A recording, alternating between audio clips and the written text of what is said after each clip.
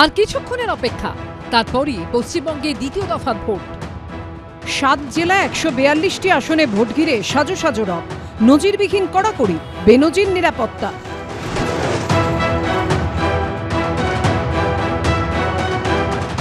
এবারে আমরা যে ওয়েবক্যামের ব্যবস্থা করেছি, তাতে কেউ যদি ফলস ভোটিং করেন, তাহলে অন্যের হয়ে ভোট করেন বা একাধিকবার ভোট করেন, তাহলে তার ছবি আমাদের কাছে ভিডিও ক্যামেরার মেমোরি চিপে থেকে যাবে।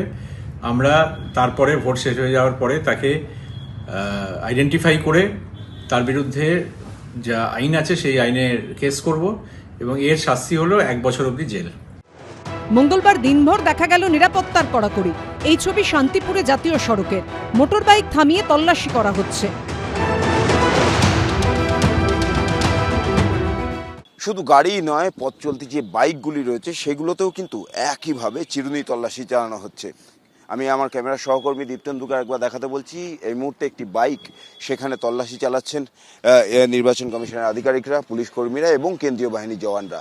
বাইকে যিনি চালক ছিলেন তার নাম পরিচয় জানা হলো, তার ব্যাগে কি আছে সেটা দেখতে চাওয়া হলো। এই বাইকে 2টি ব্যাগ ছিল, সেগুলো দেখা হলো। এবং শুধু তাই নয়, বাইকের সিট খুলেও তারা কিন্তু তল্লাশি চালাচ্ছেন যে বাইকের ভিতর কোথাও গোপনে কোনো জিনিস পাচার করা হচ্ছে কিনা।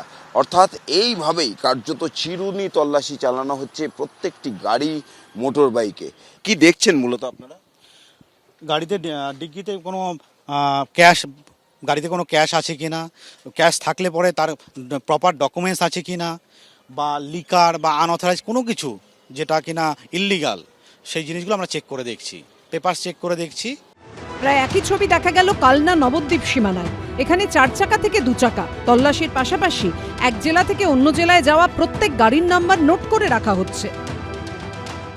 দ্বিতীয় দফার ভোট এবং তার আগে প্রত্যেকটি জায়গা সুরক্ষিত রাখার জন্য কমিশন যেরকমভাবে ভেবেছে, তাই প্রত্যেকটি জেলা সীমান্তে একেবারে নাকা চেকিং চলছে। এই মুহূর্তে আমরা নদিয়া এবং পূর্ব বর্ধমানের যে বর্ডার এলাকা রয়েছে, সেই বর্ডার এলাকায় দাঁড়িয়ে রয়েছি।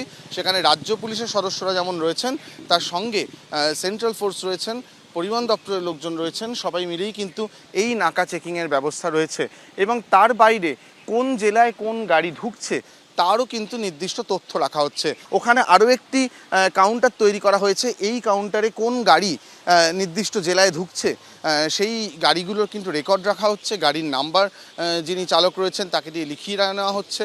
সেই পদ্ধতিও কিন্তু এখানে চালু রয়েছে এবং সেখানেও কেন্দ্রীয় বাহিনীর লোকজন রয়েছেন। কেউ স্কুলে পড়ান, কেউ বা চাকরি করেন পোস্ট অফিসে। এসআইআর এর পর এবার ভোট হচ্ছে রাজ্য জুড়ে। এই আবহে বাড়তি চাপ থাকলেও তার জন্য প্রস্তুত ভোট কর্মীরা। কোথায় ডিউটি পড়লো? আমার পড়েছে উত্তরপাড়া HM মেমোরিয়াল। তো কটায় ডিস্ট্রিবিউট শুরু হলো ডিস্ট্রিবিউশনগুলো? আমরা যখন এলাম তখন আমাদেরকে দিয়ে দিল। আপনার সমস্ত পেয়ে গেছেন? আমার সমস্ত জিনিসপত্র পেয়ে গেছি, না কোনো সমস্যা নেই, এমনি খুব ভালো ব্যবস্থাপনা আছে। পূর্ব বর্ধমানের নাদনঘাটে অশান্তির পর মঙ্গলবার দেখা গেল এলাকায় চাপা উত্তেজনা। সোমবার যেখানে অশান্তির ঘটনা ঘটে, সেখান থেকে খানিক দূরেই রয়েছে ভোট কেন্দ্র, পারুলডাঙ্গা নসরতপুর প্রাথমিক বিদ্যালয়। এখানে দেখলাম পুলিশ স্টেশনে যে ব্যবস্থাপনা ভালো, খুব সুন্দর ব্যবস্থাপনা, এবং এখানে সেন্ট্রাল ফোর্স আছে। আমাদের কোনো অসুবিধা আপাতত হয়নি। সেন্ট্রাল কর্মীরা থাকলে ভোট প্রক্রিয়া খুব ভালোভাবেই হয়। ওনারা খুব সুন্দর আমাদের সঙ্গে সহযোগিতা করেন। এবারে তো আরও সুন্দর ব্যবস্থা রয়েছে। অবশ্যই আমরা একটু অনেক বেশি আশ্বস্ত বোধ করছি। কয়েক ঘন্টা পরই ভোটের লাইনে দাঁড়াবে মানুষ।